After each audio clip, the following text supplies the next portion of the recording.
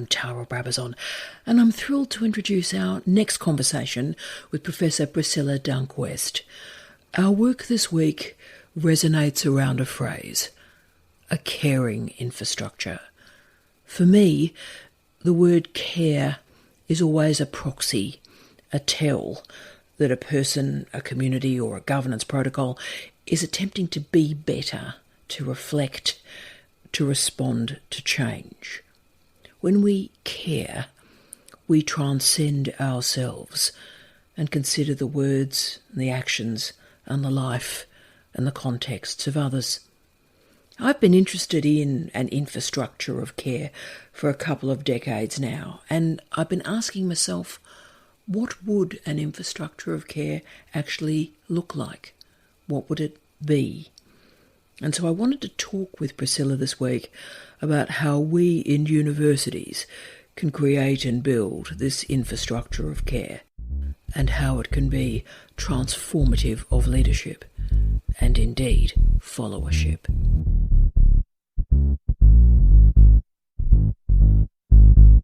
Oh, Priscilla, now let's talk care infrastructure. And look, care it's a soft word. It's a word I love very much and try and apply it as a trope in my personal and professional life. But it is a soft word, and we live in really hard times. So what is the role of care in creating those spaces for safety, but also community? Well, I think care is at the centre of those things, right? I mean, it's such an important way to characterise and describe how we relate to other people and how we relate with carefulness around the way that we relate to other people. So I think that characterises those spaces in which safety is kind of centre and community is centred. And so I think absolutely really important right now in the world at the moment with what's happening. And it's really interesting at the moment, I think, too, where we've got an election coming up and there's so much talk about the economy, and that becomes really a focus of people. And I think what we lose in that conversation is the idea that when we're thinking about the economy, we've got to think about how we use our resources and what sort of society we want to live in, right? And care should be at the centre of that too. What is our responsibility towards the most vulnerable in our communities, and what kind of world do we want to live in, or what kind of society do we want to live in, and what role does care play in all of that? So I have been thinking about care a lot in relation to what's happening in that political landscape in Australia. Yeah, and look, also I love how you've gone, and again, I'd never thought about this, the important relationship between care and carefulness, that if one lives a careful life, we care through that process. And it's funny, you talked about elections, of course. We've had the great Canadian result, which is a great Canadian result, but the challenge, can I say, is the slogans about it were about strength, Canada being strong.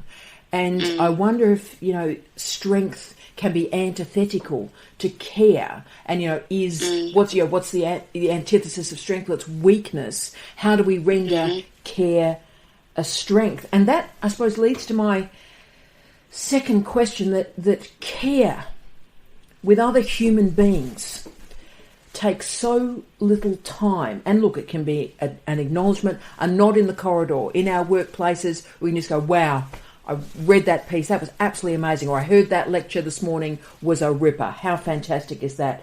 But why do you think that those series of actions and behaviours and words and languages that are so easy to give can be so quickly dismissed and denied and ignored?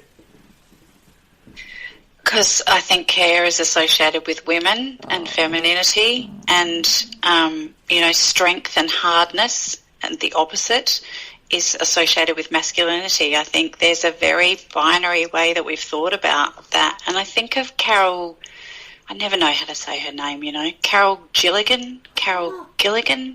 Remember her when she sort of interrupted the way that we thought about moral development for adolescents? So, which was a very rationalised account of the ways that people make sense of what's right and wrong in relation to the way that they act towards others.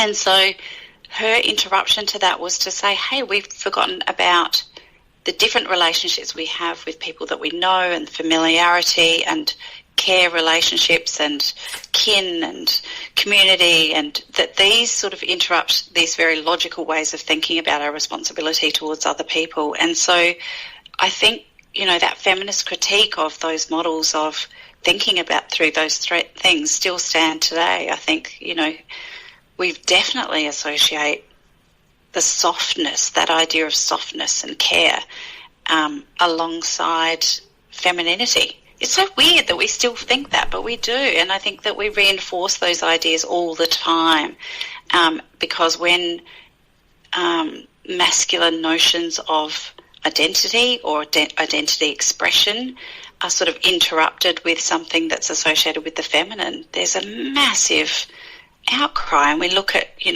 what's happening at the moment in the world with trans and non-binary people's experiences of gender. I mean, it's very, it tells us when people respond so harshly or so vehemently against any threat to those binary gender constructs, it tells us how important they are, even though they're socially constructed. So, people might think, oh, well, gender, it's just a construct, but actually it's a very powerful construct. And I think that care is one of those things that sits alongside those notions of gender. Exactly, and all the variables, that carefulness that you've talked about, the listening, the care with language, the care with words, leaving the space for a human to present that storying rather than narrative, storying of themselves. And the funniest thing is, Priscilla, I had a mate of mine did an interview, and she used the great line, soft power, and everybody around the table nodded. Oh, yes, soft power. Yeah. Except one random guy, I know that'll come as a shock to you, some random guy, well, what if someone just doesn't do as they're told? How are you going to enact hard power? And she replied, because we've talked about this for decades, but she replied with, well, you wouldn't start from here.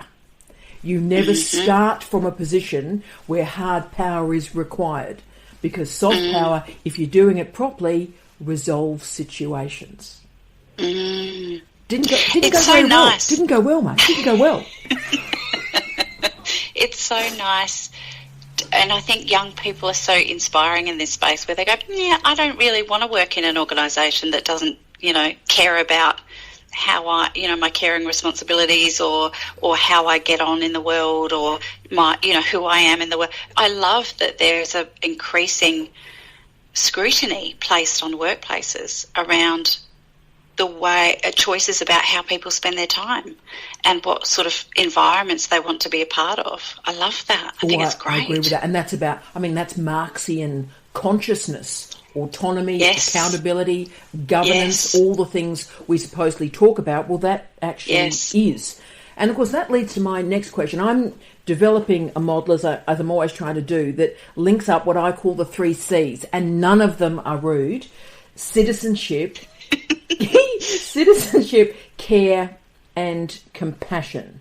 Now, we just talked about the great, experiment, the great insight that Generation Z and millennials are certainly giving Generation X's like me. But, what happens in our workplaces, our schools, our universities, if we park citizenship and care and compassion for, say, self-interest, ego, profit, and I'll quote that bloke, hard power.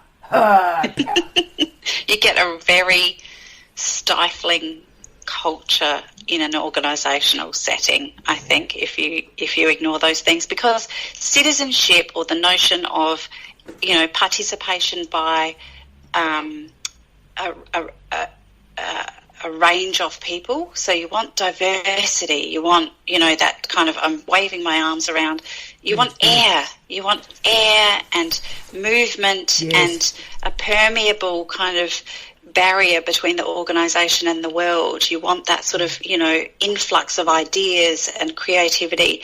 And that makes for an enjoyable workplace. And so you lose those, you lose, the capacity for people from diverse experiences and backgrounds and identities. You lose that. You lose the notion of citizenship, right, in terms of people's participation in those systems. And then, you lose care and compassion. Then, the day-to-day is affected, your day-to-day world, about the expectations placed upon you, the way that you relate to colleagues, the way that your career can be seen or conceptualised or progressed or stays kind of static. I just think it's a very quiet, contained space. Whereas if you have all of those elements, you get that growth and you get that, emergence of new, exciting, innovation, all of those good things. And I love how you're talking about air too. You were using your hands, and we've been talking about hands. Using my hands. But it is about, because you're almost like taking a breath, and that's the point. If you're not caring for the 3 C's, you'll compress. It's what I call, I suppose, claustropolitanism. It's inward. It's the end of the world. But if you find air, find space, find that permeability of soundscapes and listening, then I think we talk too much about access. And we need to talk about participation more. And I think we've got that damn cliche of town and gown. And I think that lets us down. We need to be looking at the porous, I'll use your word back at you, the porous nature of those relationships. And that's when we start to have that conversation. And look, therefore, I'll finish off because, this has changed my universe. I'm getting a bit emotional. I'm going to listen to this recording a few times and try and hold myself together in these difficult times. But my final question, I suppose, is advice for us all today, like now. How can we bring and summon care in our daily lives today? What can we do today to invest and infuse care in a transformative way in our lives? Ask yourself that question every night. Every time you finish work, ask yourself that question.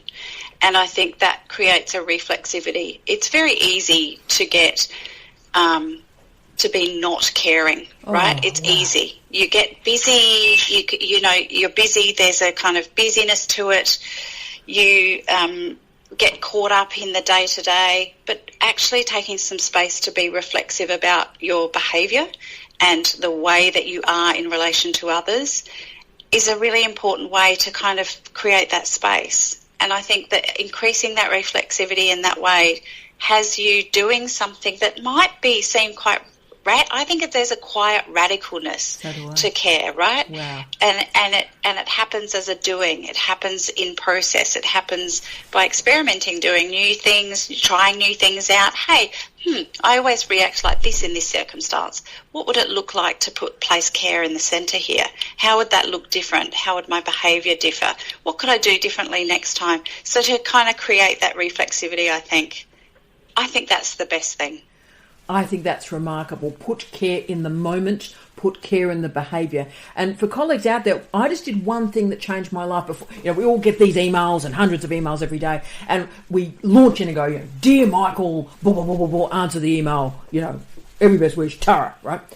But I discovered that just by taking one sentence, Hi Michael, how's your day going? Hope everything's great. One extra sentence, which is that moment of textual care, shows that he's a human, you're a human, and you are respecting the spaces between you. So very small behavioural acts can be transcended and transformative.